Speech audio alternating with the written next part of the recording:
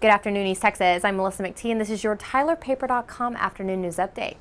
17-year-old Joshua Thomas was shot by Longview officers overnight in the parking lot of This Our Store on Moberly Avenue. His injuries were non-life-threatening, but police say the shooting was provoked when Thomas, who was being investigated for suspicious activity at 3:42 a.m., pulled an apparent handgun from the waistband of his pants when he saw officers. Longview Police Chief Mike Bishop held a news conference this afternoon to provide additional details. On August 25, 2015 at 3:42 a.m., Longview police officers were investigating suspicious activity at 559 Moberly Avenue. An individual later identified as 17-year-old Joshua Kennan Thomas was in the parking lot of This Our Store. As Thomas walked around the corner of the store where officers were standing, he produced what appeared to be a handgun out of the waistband of his pants. One Longview officer fired his weapon several times, striking Thomas. Thomas was transported to Good Shepherd Medical Center with non-life-threatening injuries. As in all officer-involved shootings that involve Longview police officers, the Texas Rangers were contacted to conduct the investigation to ensure that our agency remains transparent throughout the investigative process.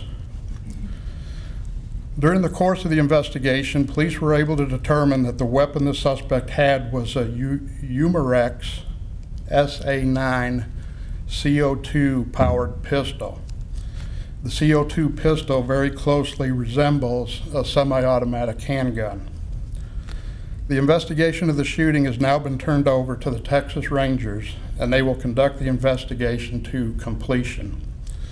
While the Texas Rangers conduct their investigation, the Longview Police Department's Internal Affairs Office will be performing their own internal investigation to ensure that all Longview Police Department policies and procedures were followed.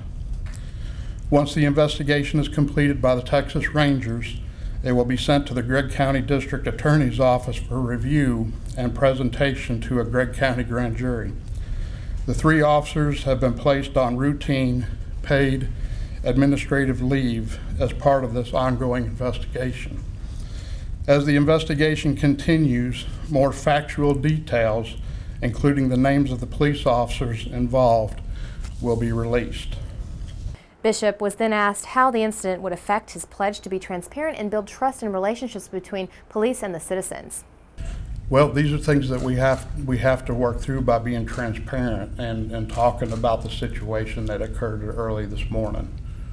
And keeping you informed during the investigative process. This afternoon's featured Focus In On .me photo gallery was taken by our Corey McCoy at the John Tyler High School Band Marchathon Saturday. All of the photos are now available for purchase. Visit Focus In On .me by clicking the photos link at the top of any TylerPaper.com page. Thanks for watching, and look for more news updates throughout your afternoon.